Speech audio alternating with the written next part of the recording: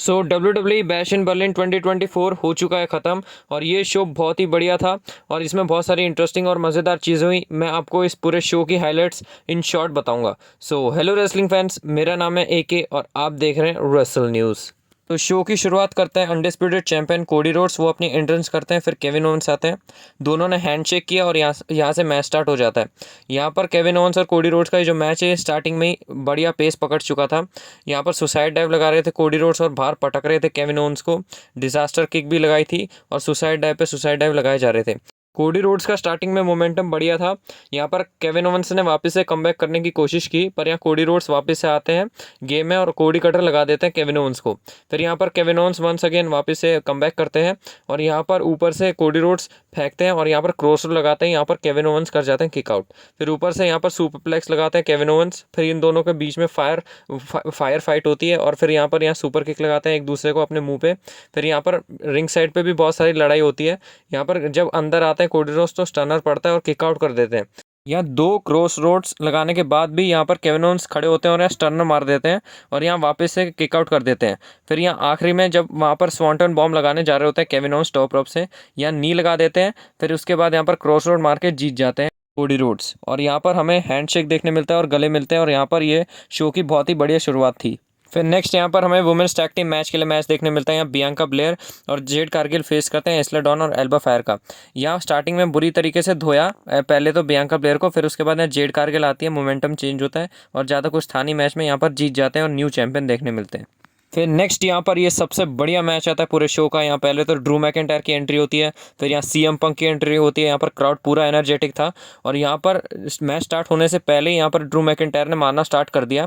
Strap belt लाते हैं और बुरी तरीके से CM पंक को तोड़ते हैं और यहाँ CM पंक बुरी तरीके से दिखते हैं कि उन्हें बहुत बुरी तरीके से लग रही है स्ट्रैप बेल्ट। यहाँ ड्रू मैकिंटायर बुरी तरीके से ठोक देते हैं CM पंक को स्टार्टिंग में, कभी स्ट्रैप मार रहे होते हैं, कभी चॉप मार रहे होते हैं और यहाँ वापस से यहाँ स्ट्रैप मार रहे होते हैं। पर यहाँ CM पंक अपना करते हैं वापस से कमबैक और यहाँ पर उन्होंने पहले तो उन्हें नेक ब्रेकर दिया, फिर उसके बाद यहाँ पर जो रिंग साइड पे जाके अनाउंस टेबल पे पटका और अनाउंस टेबल के ऊपर, फिर यहाँ पर वापस से ड्रू मैकिंटायर स्ट्रैप से मार रहे होते हैं यहाँ CM पंक को। पर यहाँ वापस से ड्रू मैकिंटायर अपनी मोमेंटम को वापस से पकड़ लेते हैं और यहाँ स्टील चेयर पर पटक देते हैं CM पंक को। फिर उसके बाद यहाँ पर खून निकलने लग जाता है, इतनी बुरी तरीके से ठोक दिया था ड्रू मैकिंटायर ने स्टार्टिंग में CM पंक को। फिर उसको वहीं पर जहाँ पर खून निकला वहाँ पर पंचेस मार रहे होते हैं। फिर यहाँ CM पंक को गुस्सा आता है, यहाँ CM पंक अपनी नी मारते हैं। बहुत बढ़िया लगता है यहाँ जब CM पंक अपना कमबैक करते हैं। फिर यहाँ रनिंग बुलडॉग भी मारते हैं ड्रू मैकिंटायर को। फिर उसके बाद यहाँ पर रिंग पोस्ट पे भिड़ा के मारते हैं खींच के एकदम। फिर उसके बाद यहाँ वापस से रिंग पे आते हैं, फिर वापस उनको नी भिड़ाते हैं मुंह के ऊपर। पर यहाँ पर वापस से अपना कमबैक कर लेते हैं ड्रू मैकिंटायर, उन्होंने टेबल पर फेंक दिया CM पंक को। फिर उसके बाद यहाँ पर तीनों बस दोनों ने दबा दिए थे, चौथे के लिए जा रहे थे, पर यहाँ पर दोनों एक दूसरे को वापस से मारते हैं और ये चारों बजर वापस से ठंडे पड़ जाते हैं। फिर दोनों एक दूसरे को लात मारते हैं, दोनों गिर जाते हैं। यहाँ एक मूवमेंट आता है जब CM पंक टैप आउट करा देते हैं ड्रू मैकिंटायर को और यहाँ CM पंक बजर दबाने ही जा रहे होते हैं, पर उन्होंने देखा कि ड्रू मैकिंटायर ब्रेसलेट दिखा रहे हैं। फिर ड्रू मैकिंटायर देखते हैं, यहाँ पर हंसते हैं और फिर उसके बाद CM पंक को गुस्सा आता है, यहाँ GTS लगाते हैं पहला GTS। फिर यहाँ बजर पे टैप करते हैं पहले बजर पे, फिर उसके बाद यहाँ वापस से दूसरा GTS लगाते हैं, फिर बजर पे टैप करते हैं, फिर तीसरा लगाते हैं और फिर चौथा लगाते हैं। इतने GTS मारे। फिर उसके बाद यहाँ CM पंक पहले तो ब्रेसलेट लेते हैं और इतने GTS मारने के बाद उठने तो वाले नहीं थे, फिर उन्होंने सारे बजर पर टैप किया और यहाँ ब्रेसलेट लेके यहाँ पर स्टैंड टॉल करते हैं CM पंक और ड्रू मैकिंटायर लेटे होते हैं और इस पूरे मैच में CM पंक ने बुरी तरीके से बजा डाला और यहाँ जब CM पंक है एक बहुत ही बढ़िया मैच डिलीवर करते हैं और यहाँ पर हमें ये स्टोरी लाइन और भी आगे देखने मिलेगी बैड ब्लड के अंदर। आप और कोई मैच देखें ना देखें, ये वाला मैच ज़रूर देखना, ये बहुत ही बढ़िया मैच था पर्सनली मेरे लिए। फिर यहाँ पर नेक्स्ट हमें देखने मिलता है judgment day versus judgment day, यानी कि Damian Priest and Rhea Ripley versus Liv Morgan and Dominik Mysterio. ये मैच स्टार्ट होता है, यहाँ पर स्टार्टिंग में ऑब्वियस सी बात है यहाँ डेमियन प्रीस्ट ही ठोकेंगे डोमिनिक मिस्टीरियो को। यहाँ कुछ ज़्यादा था नहीं मैच में, पूरी तरीके से डोमिनेंस दिख रही थी रिया रिप्ली और डोमिनिक मिस्टीरियो की। यहाँ रिया रिप्ली अपनी पूरी भड़ास निकाल रही थी और यहाँ दोनों बच रहे थे, एक दूसरे को बचा रहे थे, पर यहाँ पर बुरी तरीके से कभी रिंग पोस्ट पर भिड़ा रहे थे, कभी उछल उछल के मार रहे थे। डेमियन प्रीस्ट बुरी तरीके से ठोक दिया। यहाँ रिया रिप्ली भी अपना पूरा बदला ले रही होती है। फिर यहाँ पर डोमिनिक मिस्टीरियो ने रिंग में मिलते हैं और क्राउड पूरा हीटअप हो जाता है। फिर यहाँ पर हमें देखने मिलता है कि रिया रिप्ली उन्हें पहले तो भिड़ा भिड़ा के मारती है, फिर उसके बाद वो सबमिशन देती है, वो वाला सबमिशन जो उन्होंने स्टार्टिंग में दिया था जब वो डोमिनिक मिस्टीरियो को जजमेंट डे में लाना चाह रही थी। फिर उसके बाद यहाँ पर लिव मॉर्गन आती है, यहाँ पर रिया रिप्ली को बजाती हैं, थोड़ा बहुत हल्का सा ही मार पाती है, ज़्यादा कुछ नहीं। फिर यहाँ डेमियन प्रीस्ट वापस से आते हैं, ठोकते हैं डोमिनिक मिस्टीरियो को। और यहाँ पर डेमियन प्रीस्ट और रिया रिप्ली एक बुरी तरीके से अपना जो वो स्लैम लगाते हैं, दोनों ने एकदम परफेक्ट से किया। फिर यहाँ फिन बैलर डिस्ट्रैक्ट करने आते हैं पर ज़्यादा कुछ होता नहीं, यहाँ 619 लगा देते हैं, फ्रॉग स्प्लैश लगाते हैं, पर फिर भी डेमियन प्रीस्ट किक आउट कर जाते हैं। फिर यहाँ लिव मॉर्गन यहाँ से निकाल देती है रिया रिप्ली को सुसाइड डाइव लगा के। फिर यहाँ डेमियन प्रीस्ट सारे जजमेंट डे के मेंबर को ठोक के, डोमिनिक मिस्टीरियो को ठोक के यहाँ पर 1 2 3 कवर कर लेते हैं और यहाँ पर जीत जाते हैं Damien Priest and Rhea replay.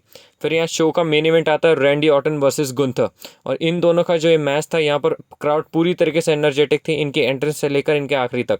यहाँ मैच स्टार्ट हमें देखने मिलता है, बहुत ही स्लो पेस था, पर यहाँ का जो क्राउड था इसने इस पूरे मैच में जान डाली रखी। और यहाँ पर पहले तो वो जो अपने स्लैम लगाते हैं टेबल पे वो लगाए, उन्होंने बरसात कर दी उनकी और गुंथर को वहाँ पर बार बार पटका। फिर यहाँ पर हमें देखने मिलते हैं जब वो वापस से रिंग में आते हैं तो यहाँ ड्रॉप किक मारते हैं, पर यहाँ रैंडी ऑर्टन वापस से अपना कमबैक करते हैं और बुरी तरीके से ठोकने लग जाते हैं।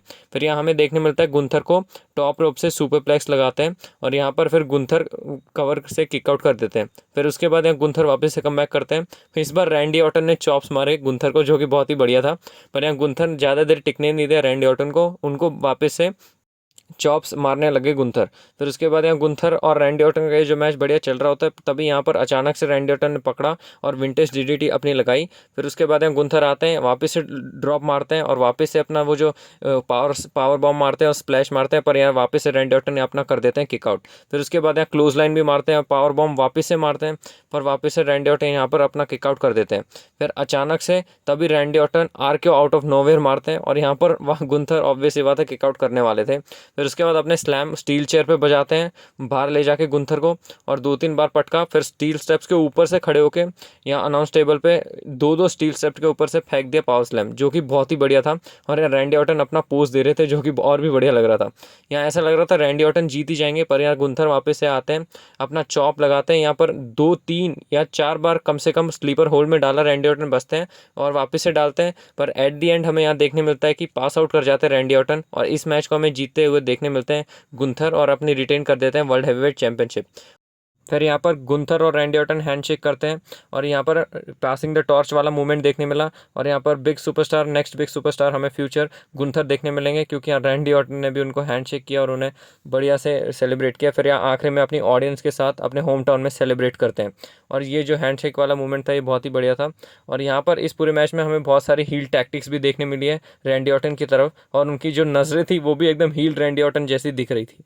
हमें अब यहाँ रैंडी ऑर्टन का हील टर्न कंफर्म देखने मिलेगा और यहाँ कोडी रोड्स से हमें यहाँ अगला मैच देखने मिलेगा, ताकि कोडी रोड्स की स्टोरी इंटरेस्टिंग हो।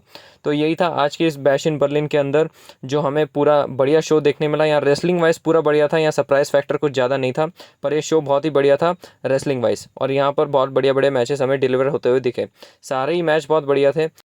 तो यही था आज के इस शो के पूरे हाइलाइट्स इन शॉर्ट। यही था इस शो के अंदर, बहुत ही बढ़िया शो था रेसलिंग वाइज। तो ऐसे इंटरेस्टिंग वीडियो देखने के लिए आप रेसल न्यूज़ को सब्सक्राइब करें, यहाँ पर आपको इंटरेस्टिंग न्यूज़ अपडेट रूमर्स और सारे शो की हाइलाइट्स देखने मिलेगी। सो ऐसे इंटरेस्टिंग वीडियो के साथ जल्दी मिलूंगा रेसलिंग फैंस, तब तक के लिए गुड बाय।